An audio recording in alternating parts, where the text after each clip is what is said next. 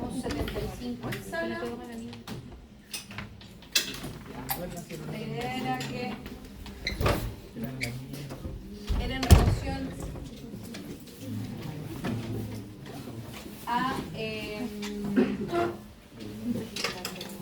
al artículo que tenían que revisar, que vamos a ver el desglose un poquitito acá ahora en la sala, ¿cierto?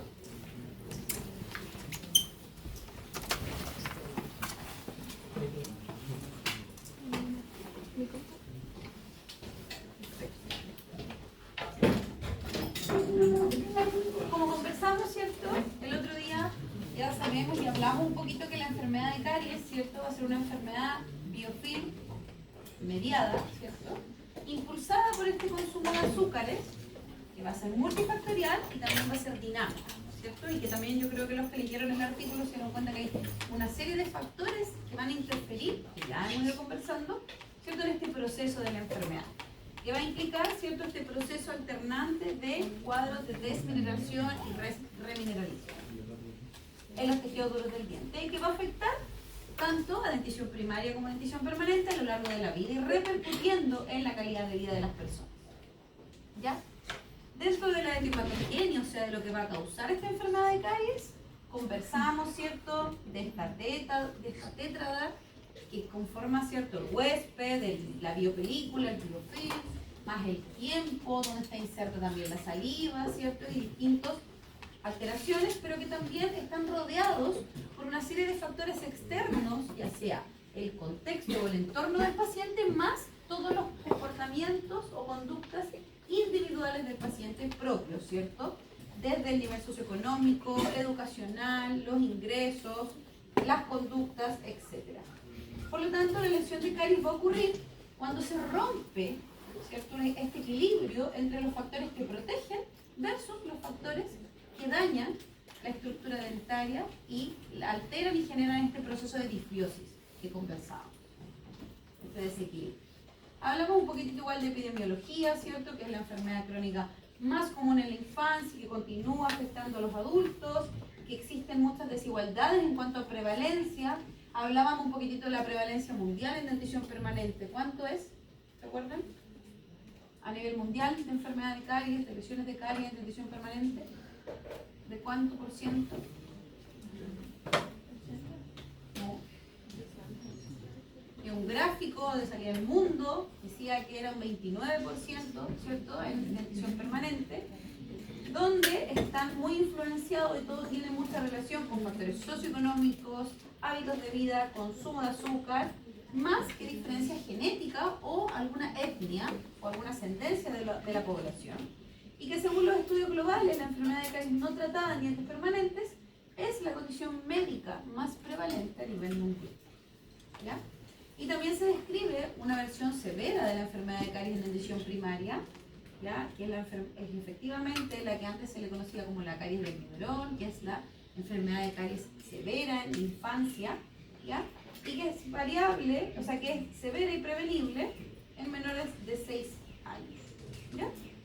Y dentro de la fisiopatología sabemos que vamos a necesitar que esté presente este biofilm, ¿cierto? Pero que este biofilm va a estar en un estado de equilibrio a menos que no tenga acceso a alteraciones altas de sacarosa, fructosa, ¿cierto?, glucosa, y que va a generar que este biofilm, que está tranquilito, se desequilibre y se transforme en un biofilm más alergénico, acidogénico, acidúrico, capaz de generar ácidos, principalmente el ácido láctico, que va a ser el responsable de la desmineralización, ¿ya? Y obviamente que el uso de dentífricos fluorados es el principal factor en la disminución global de la enfermedad de caries en las últimas décadas. O sea, la presencia del flúor adicional en agua, en las pastas fluoradas, ha sido uno de los principales ejecutores de que disminuya la prevalencia de caries hoy en día. Por lo tanto, ¿cierto?, teníamos el modelo etiológico de la enfermedad y hoy día nos vamos a concentrar, si se fijan, vamos a ir de fuera hacia adentro, ¿ya? Porque el desarrollo de la asignatura, vamos a hablar hoy día de factores de riesgo, ¿cierto? El rosadito más claro, factores, conductas dietéticas, educación, actitudes de nivel socioeconómico, las conductas higiénicas, ingresos, ¿cierto? Y después nos vamos a ir acercando un poquito, vamos a hablar la próxima clase de saliva, ¿ya? Y así sucesivamente hasta llegar a hablar de la enfermedad de caries propiamente tal, cuando hablemos, ¿cierto?, en las clases de lesión de caries de esmalte, lesión de caries en dentina, ¿ya? Porque esta enfermedad comienza, ¿cierto? Y acuérdense que es multifactorial. Entonces vamos a hablar un poquitito de factores de riesgo hoy día, ¿ya?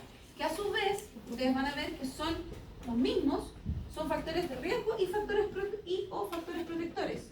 Porque vamos a tener el nivel socioeducacional, ¿cierto? Puede ser un factor de riesgo para una persona, como también para otra persona puede ser un factor de protección, ¿cierto? Entonces, ustedes tenían que leer, ¿cierto?, este artículo que hablaba de los factores de riesgo para caries dental en Latinoamérica y países del Caribe, ¿cierto?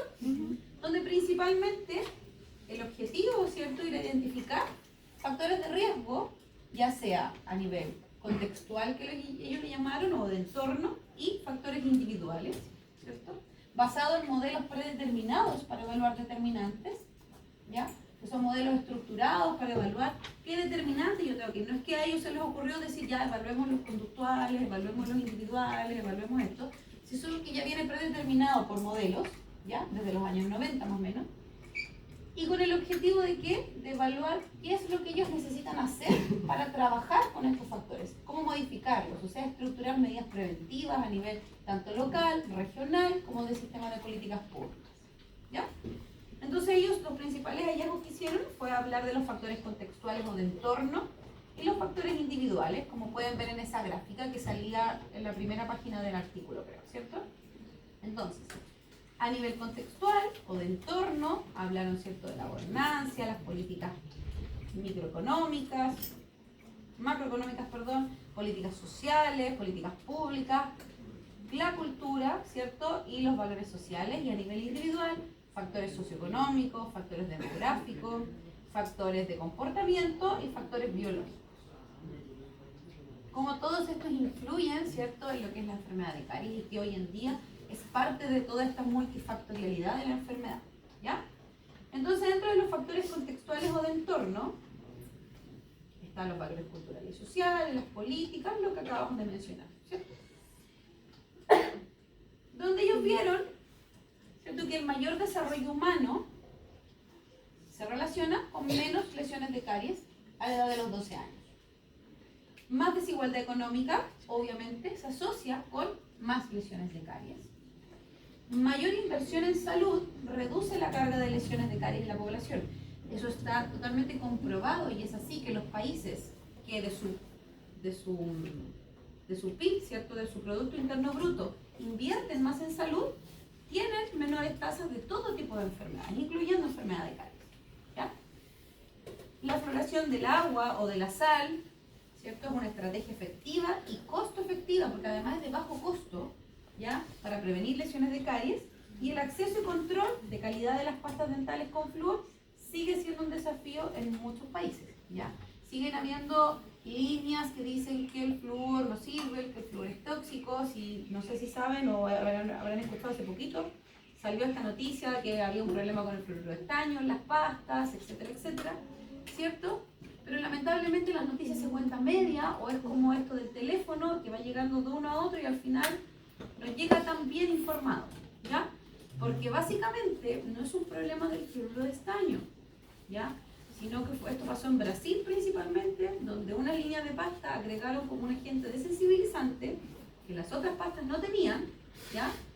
Y esas fueron las pastas que se vieron asociadas a que un grupo de pacientes, ¿cierto?, refirieran esta irritación, estas lesiones a nivel bucal, en resumen, ¿ya? Pero como también tenían fluoruro de estaño, ¿ya?, se le echó la culpa al fluoruro de estaño, porque una vez que ellos eliminaron ese agente desensibilizante extra que le habían agregado a la pasta, ya se eliminaron también las lesiones o las alteraciones en la cavidad oral de los pacientes, ¿ya? Pero solamente la atención se concentró en el fluoruro de estaño, ¿ya? Entonces, lamentablemente eso todavía pasa en países como Estados Unidos. Igual, hoy en día ha estado muy en boga Donald Trump hablando del tema de sacar la fluoración del agua, ¿ya? Acusando de que el flúor puede ocasionar otras cosas. Una vez salió un médico también hablando de que el flúor generaba TEA en los niños, Asimismo cuando habló de las vacunas, ¿ya? Dentro de este mismo médico que habló, un médico que habló de que las vacunas, un componente de las vacunas, no me recuerdo bien el nombre, generaba que los niños tuvieran autismo, ¿ya? Este médico al final tuvo que retractarse y terminó perdiendo su licencia de médico, ¿ya? Porque eso generó un caos a nivel de la salud, ¿ya? Entonces sí, efectivamente el control de calidad y el acceso de las pastas dental con flúor siguen siendo un desafío para muchos países. En Chile, por ejemplo, antiguamente se indicaba que las pastas para niños de menores de 6 años tenían que tener 450 partes por millón de flúor, ¿ya? Después de las últimas investigaciones y de la evidencia científica actual, hoy en día nosotros recomendamos que en la pasta dental el uso comienza desde la erupción del primer diente. O sea, ¿a qué edad? ¿No vamos a indicar? ¿Cuándo sale el primer diente? 6-7 meses de vida. Y estamos indicando el uso de pasta con flúor de 1000 o 1100 ppm desde los 6 meses de vida, ¿ya? Pero eso tiene un sustento científico, ¿ya? Pero esos son los cambios que han ido ocurriendo, por ejemplo, con el tema del flúor en las pastas, ¿ya? Factores individuales que se evaluaron, socioeconómicos, demográficos, donde había una pregunta, creo, de socioeconómico, ¿cierto? Que ahí bastaba que mencionaran 2, clase social, ocupación, nivel educativo de los ingresos, demográficos, edad, sexo y etnia, conductuales, consumo de azúcar y género deficiente, no uso de dentífrico fluorado, falta de atención odontológica preventiva, falta de controles dentales. Y biológicos, hablaba de la experiencia previa de caries. Recuerden cuando en la sesión pasada hablamos del índice COPD, del índice COD, que es lo que nos permite conocer la experiencia previa del paciente o la historia de caries del paciente. La presencia de lesiones de caries activas, lugares de retención de biofilm, defectos del desarrollo de esmalte, discapacidad en algún paciente, ¿cierto? Alguna necesidad especial, adultos mayores, la cantidad de la calidad de la saliva y la presencia de biofilm cariogénicos.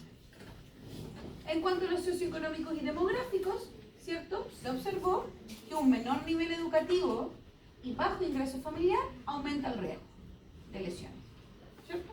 O sea, un bajo nivel educativo y bajo ingreso familiar aumenta el riesgo.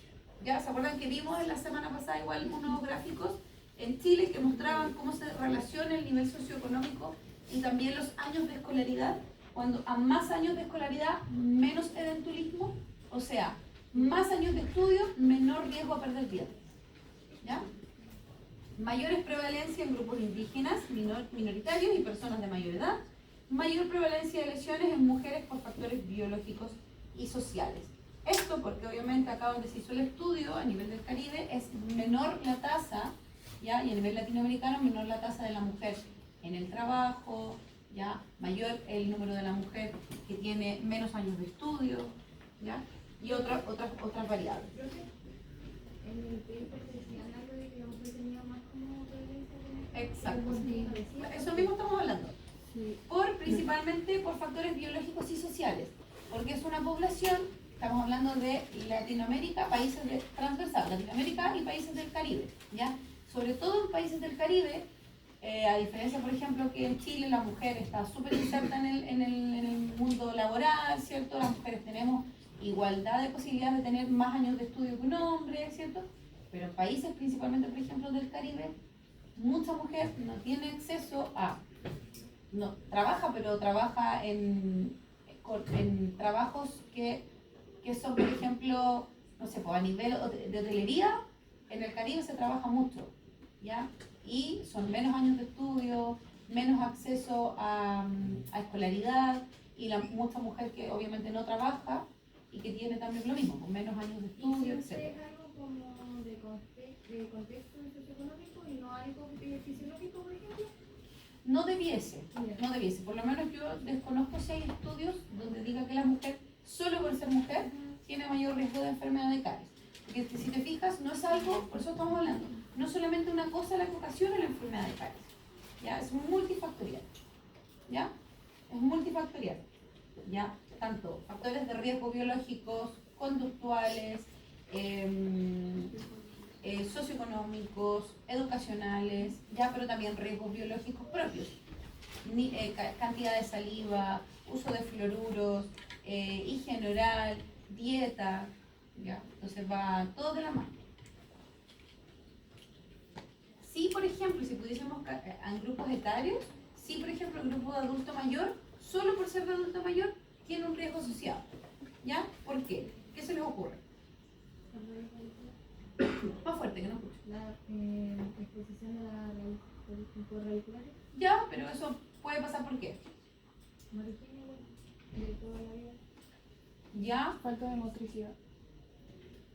empieza a haber un poquito de problemas de motricidad, ¿cierto? Sobre todo si tienen alguna discapacidad asociada, Diabetes.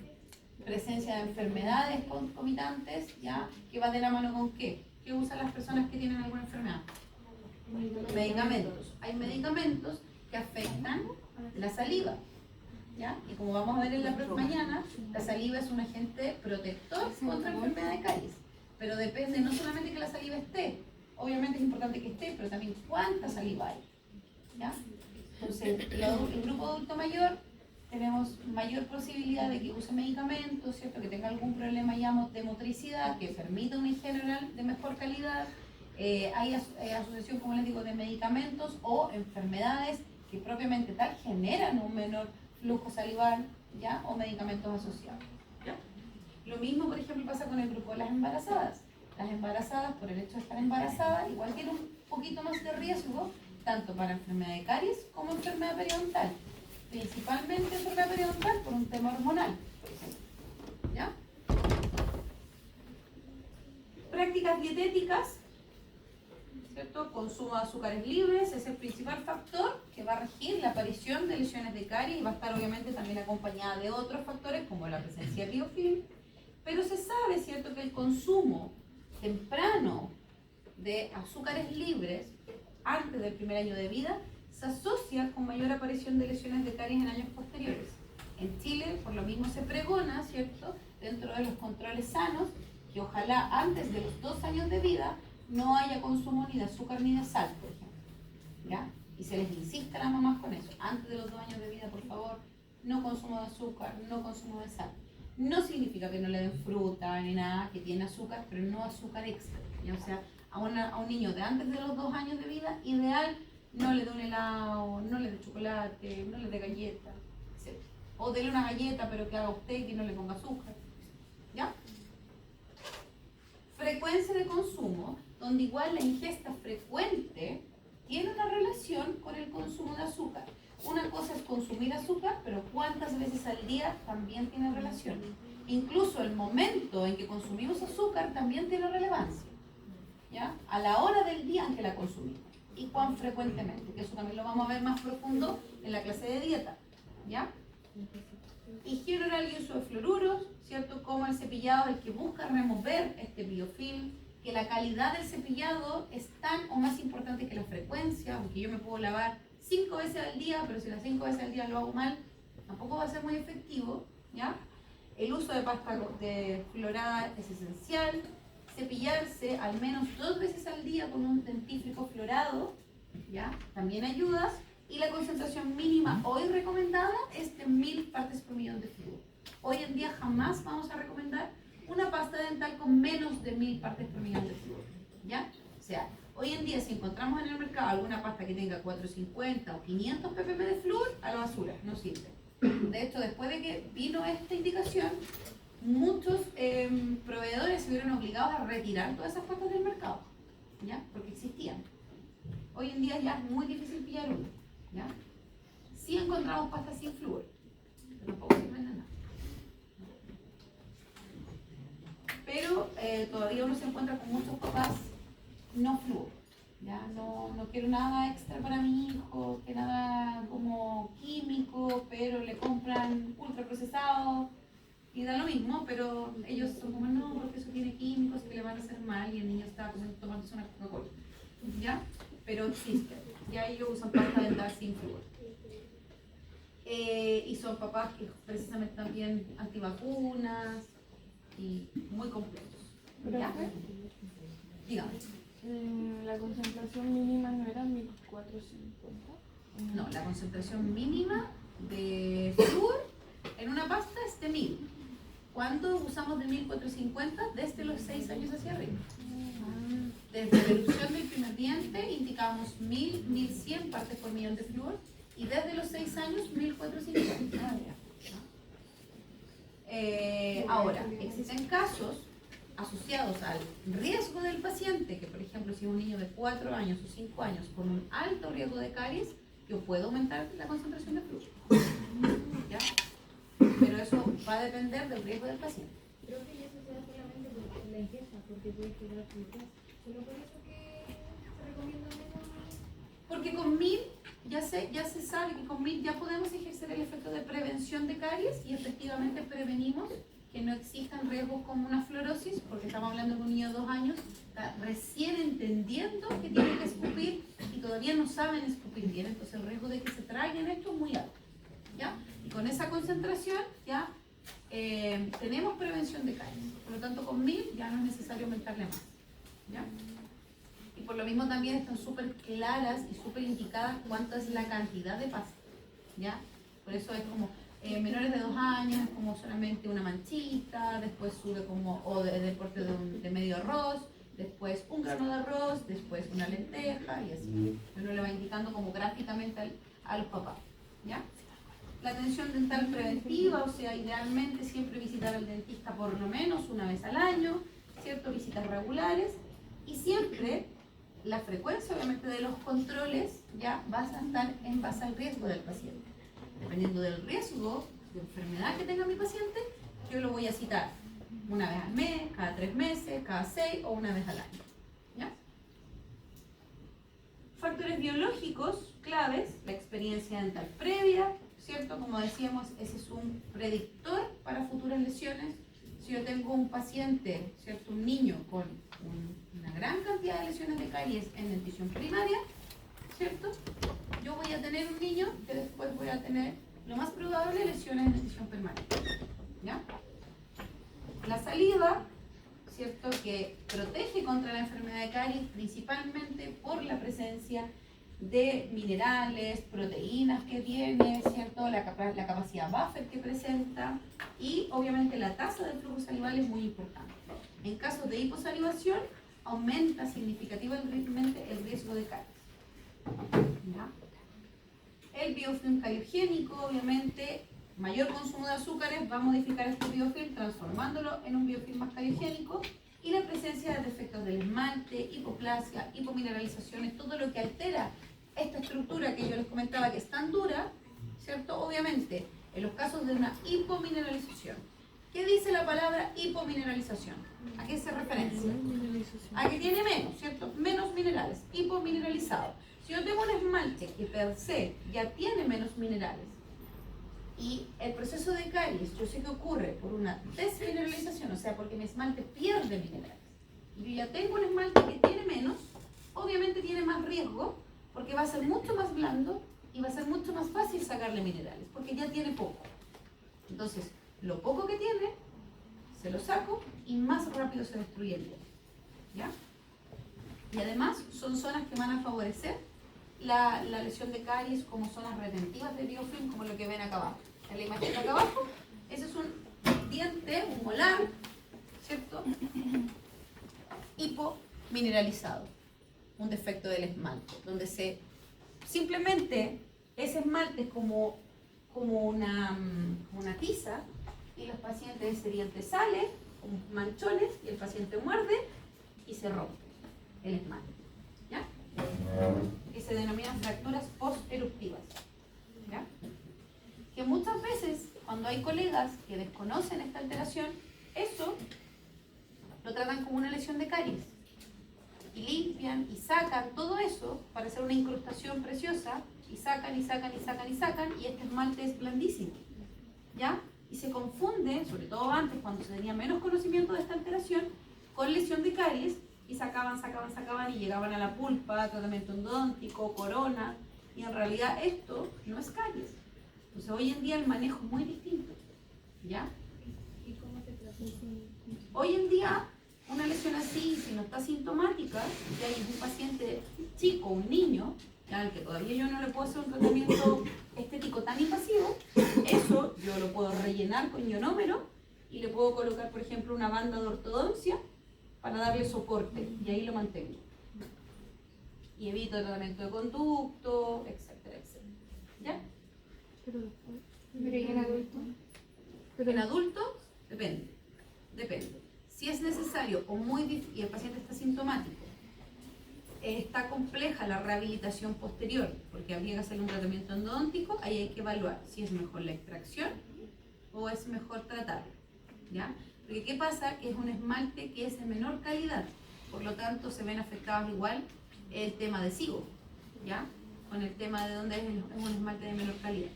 Pero aquí siempre lo ideal en estos casos, menos es más, es menos tejido yo saco, mejor pronóstico para el diente, ¿ya?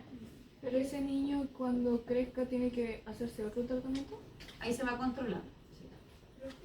Cuando es el primer molar, en este caso se fijan en un segundo molar, cuando es el primer molar, en niños de 6 años es muy complicado. O sea, ahí uno trata de mantener ese diente lo que más se pueda. Porque ahí a veces que hay tanta destrucción, lo que se hace, por ejemplo, es tratar de mantenerlo y evaluar cómo viene el punto 7, y aprovechar, así como muy a grosso modo, aprovechar cuando vaya a empezar a salir ese punto 7, se planifica la extracción de la punto 6, por ejemplo, y con ortodoncia se moviliza la 1.7 a la posición de la punto 6, ¿ya? Pero ahí hay que cruzar los dedos de que la punto 7 tampoco venga con alteración de esmalte, ¿ya? Entonces son casos súper complejos. Las alteraciones del esmalte como hipomineralizaciones así, es muy complejo. La toma de decisión para tratar. ¿Ya? No se ve tanto, no es tan como. Se ve harto. Se ve harto, pero en distintos grados de severidad. ¿Por qué se da? Ay, es que me extendería mucho. Ah, ya. Es otro capítulo ese. Ya. Sigamos. Áreas de retención de biofilm, léanlo, búsquenlo. Hipomineralización del esmalte, MIH, búsquenlo. Hay harta información de eso. Áreas de retención de biofilm, ¿cierto? Que ya conversamos un poquitito, son factores de riesgo más de tipo local, ¿cierto? Todo lo que haga que se acumule biofilm. La presencia de discapacidades, obviamente, lo que conversábamos, ¿cierto? Si no son capaces de generarse una limpieza o una higiene bucal de forma autónoma, se va a aumentar el riesgo si no hay asistencia, si no hay guía, ¿ya? Pacientes, por ejemplo, que tienen problemas de motricidad asociados, alguna parálisis, algún síndrome, o simplemente porque es un paciente mayor. Por ejemplo, aquí una muy buena herramienta es el cepillo eléctrico, ¿ya? Para el cuidador o para el paciente, ¿ya?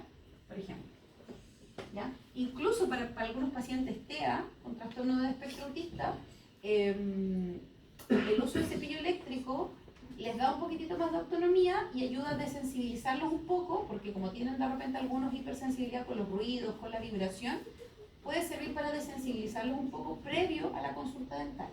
Y hay otros que enganchan súper bien con el cepillo eléctrico y hay otros que simplemente no lo soportan y prefieren el manual, ¿ya? Y hay otros que no soportan el manual y con el cepillo eléctrico tienen una mejor respuesta, ¿ya? Pero ahí también es otro mundo de ir evaluando a los pacientes, ¿ya?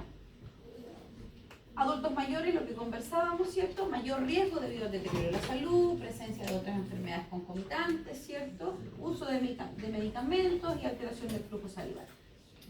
Por lo tanto, una vez que sabemos este gran amplio concepto de factores de riesgo que existen, lo evaluamos y tenemos que manejar ese riesgo. Existen herramientas para manejar, para evaluar el riesgo, ¿ya? Hoy en día una de las más conocidas es el Caries Care, ¿ya? También, que es dentro del Caries Care International, ¿ya? Que es esa herramienta que cuenta con las 4D, donde uno primero evalúa varias cosas dentro de lo que evalúa son los factores de riesgo y hace una evaluación del paciente, ¿ya? Y nos ayuda a determinar si nuestro paciente es de bajo, de moderado o de alto riesgo de caries, ¿ya? El Caries Care es una herramienta, Cambra es otra herramienta. Ya antiguamente se utilizaba el Cariogram, ¿ya? Que el Cariogram ya no se ocupa mucho, ¿ya? Pero sigue siendo una herramienta didáctica como para mostrarle al paciente, y además que hoy en día la podemos descargar en una aplicación en el teléfono, ¿ya? Y es fácil mostrarle al paciente, pero lo fome del Cariogram es que utiliza en la historia de caries el COPD. Y recuerden que el COPD, la falencia que tiene, es que nos muestra la enfermedad en un estado avanzado. cuando ya está destruido. Entonces no nos muestra de lesiones iniciales, ¿ya? ¿Y qué recomendaciones arrojó este estudio que ustedes vieron? ¿Cierto? En cuanto a la educación y a la alfabetización, que es importante aumentar obviamente el nivel educativo general y mejorar la alfabetización en áreas de la salud, ¿cierto? O sea, que las personas conozcan. Por eso es tan importante la promoción en salud. Las personas tienen que conocer qué programas dentales existen, a qué programas pueden acceder, ¿ya? Que existen programas GES, que existen programas no GES, ¿ya? Reducción de desigualdades, políticas que ayuden a reducir pobreza y generen menor desigualdad en los accesos de salud, el control del azúcar, como por ejemplo en Chile, dentro de las políticas públicas, todo esto de los logos, los sellos que se pegan a los alimentos, dicen alto en, ¿cierto? Todo lo que dicen alto en azúcar es mucho más, se supone, visible para el paciente identificar, oye, este tiene mucho azúcar. ¿Y eso en base a qué? A las recomendaciones que da la OMS, que dice que por día la recomendación máxima diaria recomendada de consumo de azúcar es X gramos al día, ¿ya? Entonces todo lo que dice alto en azúcar es porque excede eso indicado, ¿ya? Promoción del flúor, investigación regional, o sea, estudios que ayuden a comprender siempre a nivel local qué es lo que está pasando. Porque efectivamente, si se fijan, esto es en Latinoamérica y países del Caribe.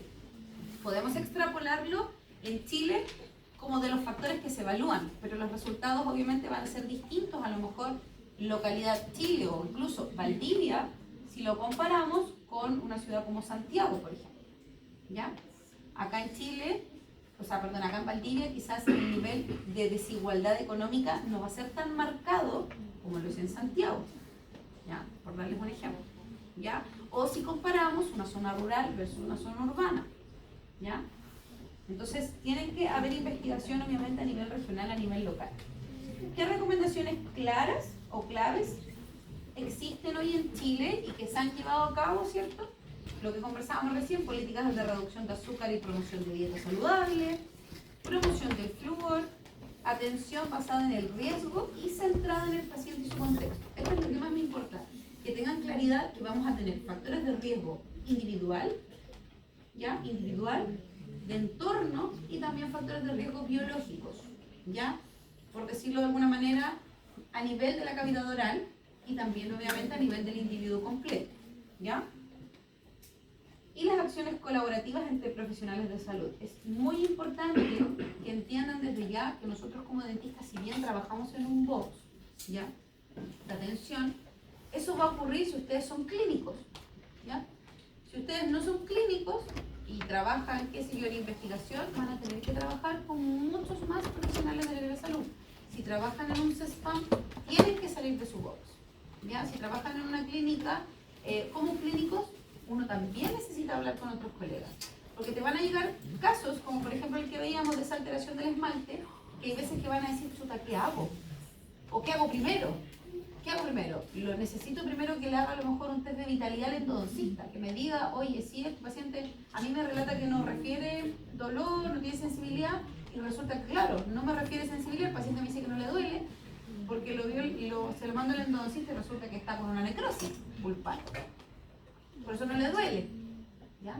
Entonces yo necesito salir de mi box, ¿ya? Y trabajar con colegas o con otros profesionales de la salud, ¿ya? A mí me llega, por ejemplo, muchos niños, chicos, hoy en día, con alteraciones respiratorias del sueño, ¿ya?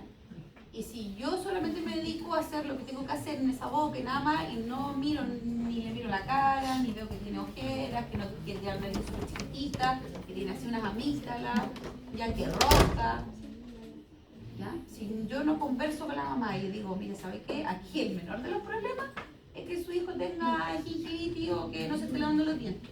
Porque este niño de 5 años lleva 5 años durmiendo mal y respirando mal y haciendo peleas.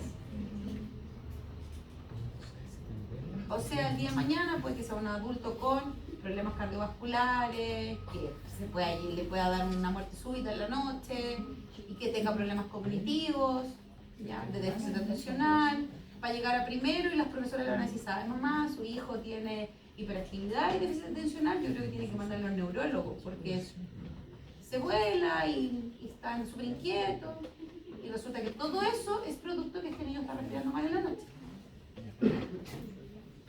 Entonces, necesitamos acciones colaborativas para todo tipo. Promocionar, desarrollar actividades, etc. ¿Ya? Ejercicios. Vayan trabajando como en línea, así como en grupo. ¿Ya?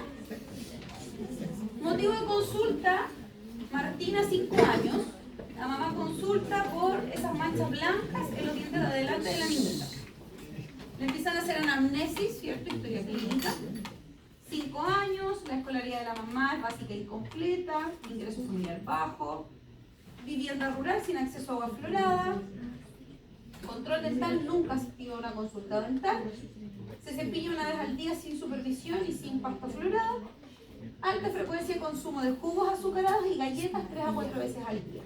Al examen clínico observamos lesiones de mancha blanca en la 5.1, 5.2, 6.1, 6.2 y biofilm visible en la línea gingival. Ustedes tienen el PPT ahí.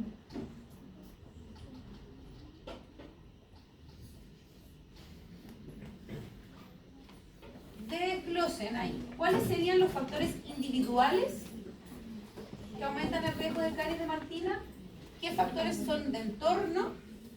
¿Y qué estrategias preventivas se podrían aplicar desde el enfoque de riesgo?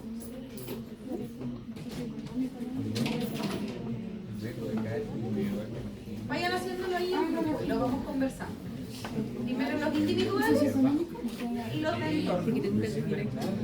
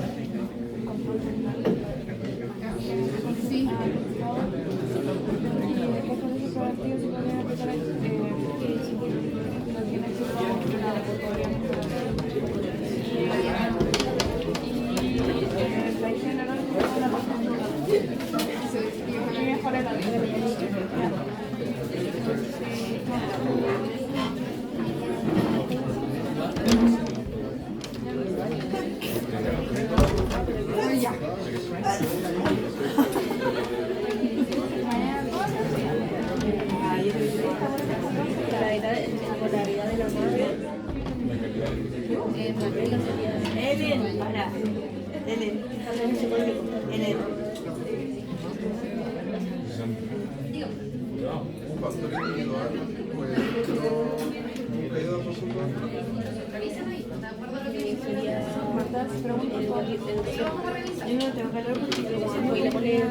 Pero ¿qué es el de la niña? Ese sería ambiental de la niña. Individual sería lo de la niña. ¿Cuál sería entonces?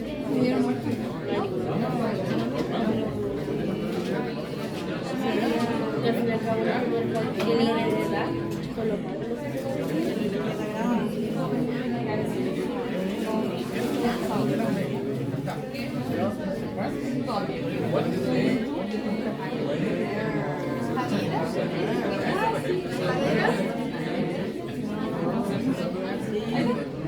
Javiera está por ahí.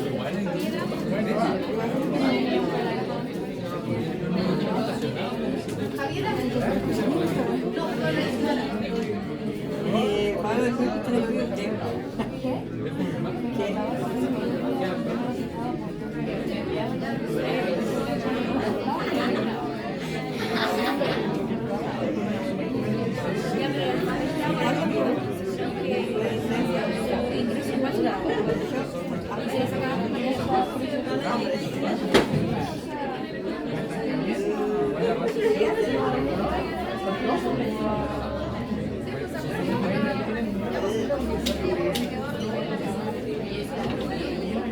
Ya, revisemos. ¿Vecinaron? ¿Viste? Ya, entonces, factores individuales.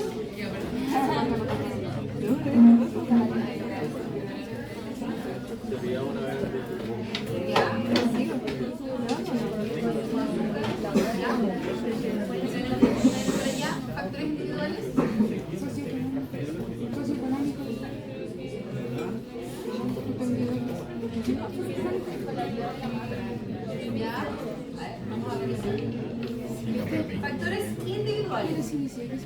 Mala higiene, ¿cierto? Se cepilla sin supervisión y sin pasta con flúor. ¿Verdad? Alta frecuencia consumo de azúcares, manchas blancas y biofilm visible y nunca ha ido al dentista. Individuales, recuerden, todo lo que tiene que ver con Martina como individuo. ¿Ya? Aquí yo no les estoy preguntando si hay alguno biológico, de comportamiento, ¿cierto? Porque si los clasificáramos, por ejemplo, en factores individuales comportamentales, ¿ya? De comportamiento, ahí entraría la higiene y la dieta, ¿cierto? Y que nunca ha ido al dentista, de comportamiento, ¿ya? O hábitos, si lo quisiéramos decir. Y factores biológicos en la presencia de manchas blancas visibles en los 4 dientes anteriores superiores, los 4 incisivos superiores primarios, ¿verdad? Pero esos son individuales, porque son de Martina, de la paciente, ¿ya? Sigamos ahora a los factores de entorno, o sea, del contexto, lo que rodea a esta Martina, al individuo Martina, ¿cierto? Tenemos el bajo nivel educacional de la madre, el ingreso familiar bajo y que ella vive en una zona rural, o sea, sin agua potable fluorada, ¿ya? Son todos factores que están haciendo que Martina tenga esas lesiones, ¿verdad? Pero si los separamos en individuales y de entorno o contexto, serían de esta manera, ¿ya? Y en base a esto, ¿qué medidas de prevención podemos indicarle a Martina? Y espero que todo que empiece a utilizar pasta con flúor. A ver, podemos mandar a la mamá al colegio y decirle, ¿sabe qué, señora? Para que esto no pase, usted tiene que ir a terminar el colegio. Podríamos, pero ¿es aterrizado? No me decía, mamá, ¿sabe qué? Usted tiene que decir, mamá, por ejemplo, llegó hasta cuarto medio, ¿sabe que mamá tiene que ir a la universidad? Sería absurdo de nuestra parte, ¿cierto? Por eso es importante, chicos, conocer el contexto del paciente, ¿ya? Porque imagínense, me están diciendo que tiene un ingreso familiar bajo. Mamá, ¿sabe que ella no compre más azúcar, compre lulosa? ¿Cuánto vale la lulosa? No me importa cuánto, pero es caro o barata. Versus el azúcar. Caro, ¿cierto? Caro. Yo un día vi el precio de la lulosa, porque todo que uno prepare con la lulosa, vi el precio de la lulosa y dije, me hago fuerte y empiezo a no echarle nada al tema, ¿cierto? Porque si sumamos, ya. Y por un paciente que me está diciendo que el ingreso familiar es bajo, le voy a dar esa indicación, porque es importante, porque ustedes cuando pasen a clínica y empiecen a atender pacientes, usted dentro de su plan de tratamiento va a tener que darle indicaciones al paciente, ¿ya? Distinto es si usted, el papá le dice que no sé, pues toma jugo todos los días, usted, si es aterrizado, decirle, mire, ¿sabe qué? Ahora en adelante, traten de que el jugo que es todos los días, tratemos de bajarlo de 5 días a la semana a 3 y reemplacémoslo por agua. ¿Tiene agua en su casa? Sí, tiene agua en su casa. Entonces es aterrizado decirle que tome agua en vez de jugo. Va a ahorrar incluso, le va a decir usted, y el paciente se va a reír, ¿cierto? Va a ahorrar. Acuérdese de mí, va a ahorrar, ¿ya? Ya no va a comprar tanto jugo, la mamá le manda jugo, cajita, colación, compre una botella de agua, la que ella quiera, la va bonita y mándele agua, va a ahorrar plata y va a contribuir con el medio ambiente. ¿Sí? Ya, pero tenemos que conocer los factores de riesgo, el contexto, porque así nosotros aterrizamos nuestras indicaciones, ¿ya? Entonces, de nuevo, en base a los factores de entorno, ¿qué le vamos a indicar a la mamá de Martina? ¿Qué le podemos indicar? ¿Podemos cambiar algunos de esos factores de contexto con nuestras indicaciones, con nuestras recomendaciones? ¿Podemos mejorarle el ingreso familiar a la familia? No vamos a mandar a la mamá, ya dijimos, al colegio, ¿cierto? Ni la vamos a traer a vivir a la ciudad, ¿cierto? Ni tampoco le vamos a ir a flotar el agua, está complicado, ¿cierto? Está complicado. Por lo tanto, ¿qué factores sí podemos contribuir? A factores individuales. ¿Cuáles? Podemos educar en dieta, ¿cierto? Podemos educar en higiene. Se cepilla sin supervisión, tiene 5 años. ¿Se tiene que cepillar de partida sola? ¿Verdad? Tiene que alguien cepillar. Tenemos que enseñarle a la mamá y a Martina a cepillarse. Y ahora tenemos que decirle, mamá, tiene que comprarle pasta con flúor. ¿Ya? No sirve que no se cepille con pasta con flúor. No sirve, sobre todo para estas lesiones. ¿Ya?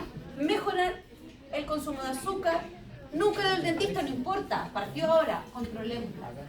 Tiene que venir a controlar, ¿cierto? Manchas blancas y biofilm visible. Con respecto a esas manchas blancas, las podemos controlar, les vamos a colocar flúor, las vamos a abrir para taparlas, no, ¿verdad? Pero las vamos a controlar. Biofilm visible, ¿podemos hacer algo contra el biofilm visible? Controlarla con higiene, con cepillo.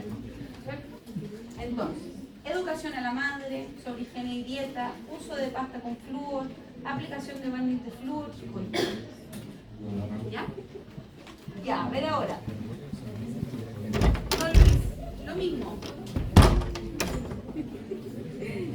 Consulta porque le duelen los dientes y le cuesta masticar alimentos dulces. Tiene 70 años, tiene nivel educacional primario completo. Acuérdense, no lo vamos a mandar a Don Luis al colegio a terminar. ¿Ya? Recibe su pensión mínima, vive solo, con un apoyo esporádico de una hija. Tiene diabetes tipo 2 controlada, histerostomía por uso de medicamentos, se cepilla no regularmente, no utiliza pasta con flúor y hace más de 5 años que no va al dentista.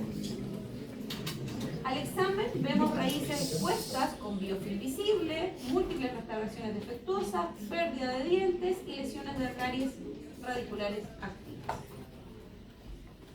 ¿Qué vamos a hacer con Don Luis? Describe los principales factores biológicos que aumentan el riesgo de caries y qué elementos conductuales y socioeconómicos podrían estar afectando su salud bucal. Y en base al riesgo, ¿qué podemos hacer por Don Luis? Lo mismo. A ver ahora que ya conversamos un poquitito más.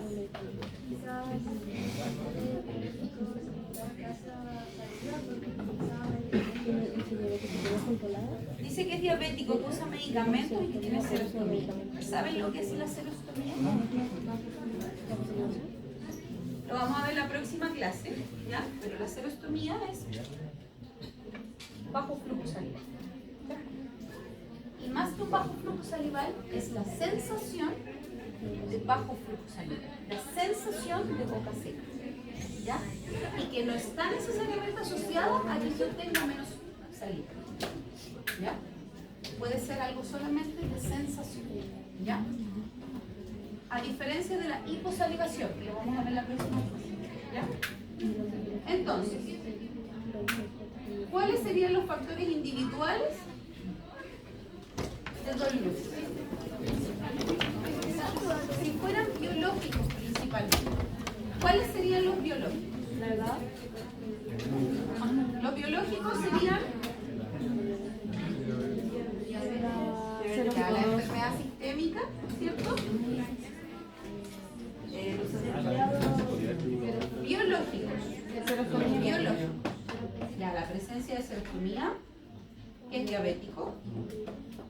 Ya, la edad, recuerden, la edad. Y la presencia de las lesiones, de cómo se ven esas lesiones. Esos serían factores biológicos. ¿Ya? Después dice elementos conductuales. ¿Cuáles serían conductuales? Cepillado no regular, ¿cierto? No usa pasta con flúor, no va al dentista hace más de 5 años, ¿cierto? Esos serían conductuales. ¿Y socioeconómicos? La pensión mínima, Nivel educacional. el nivel educacional, ¿cierto? Y que vive solo, ¿verdad? Ahora, si les pregunto lo mismo que pregunté para Martina, individuales versus el entorno, ¿cómo los englobaríamos ahora en los individuales? La edad y vive solo, ¿cierto? Sí. Acuérdense, individuales son propios del paciente. La edad avanzada, vive solo, ¿qué más? Tiene serostomía, usa medicamentos, ¿ya? Tiene lesiones de caries y se cepilla en forma irregular y sin flujo, ¿cierto? ¿Y del entorno? Recibe una pensión baja, no tiene apoyo familiar constante porque dice que la hija lo visita en forma esporádica, ¿cierto? y no ha ido al dentista hace mucho tiempo. ¿Qué le vamos a recomendar? Cambiar también un dentífrico con flúor, adaptarle el cepillo, tratamiento profesional obviamente, hay que evaluar qué pasa con la serostomía, ¿cierto? Y hay que controlar a este caballero. ¿Ya? ¿Se entendió un poco más ahora la idea de cómo organizamos estos factores? Y qué importante es conocerlo para ver cómo y qué recomendaciones yo le voy a hacer. ¿Ya? Entonces, jóvenes, hoy en día ya sabemos que la enfermedad de caries es prevenible, ¿ya? Pero sigue representando una fuerte carga económica e impacta la calidad de vida de las personas, lamentablemente. ¿Ya? El manejo moderno enfatiza el enfoque más biológico y más preventivo y está centrado hoy en el paciente y su entorno, no en la boca. ¿Ya? Para manejar la enfermedad de caries no nos concentramos en la boca solamente, es un todo, tanto boca en un individuo y ese individuo que vive en un entorno. ¿Ya? Por lo tanto, identificar los factores de riesgo que nosotros podemos ver que son modificables, ¿ya? Como les decía, no le vamos a decir a una mamá que termine de estudiar para mejorar su nivel educacional, no le vamos a decir que busque otro trabajo para que gane más plata y mejore el ingreso económico de la familia, ¿cierto? Ni la vamos a cambiar a que viva en la ciudad para que tenga acceso a agua potable y fluorada, ¿cierto? Entonces tenemos que centrarnos en los factores que son modificables, ¿ya? Clave para diseñar intervenciones preventivas integrales y adaptadas tanto a nivel clínico, ¿cierto?, como a nivel de la salud pública. Por eso las guías clínicas y las recomendaciones que entrega el MinSal son transversales, ¿ya? No se centran solamente, hay otras que son específicas para poblaciones rurales, etc., ¿ya? Como por ejemplo, cuando se hacía la floración de la leche, ya que se conoce como un programa que se llama PAE Florado. El PAE Florado era una floración de la leche. Jóvenes, no terminaba la clase, por favor. El que se necesita retirar, se para y se va. Yo no tengo ningún problema, ¿vale? Por ejemplo, existía el PAE Florado, ya, que ya cada vez existe menos, donde se floraba la leche principalmente para los niños que iban a escuelas rurales, porque no había acceso a agua potable florada. ¿Ya? ¿Preguntas? ¿No? Ya, mañana tenemos clases de saliva.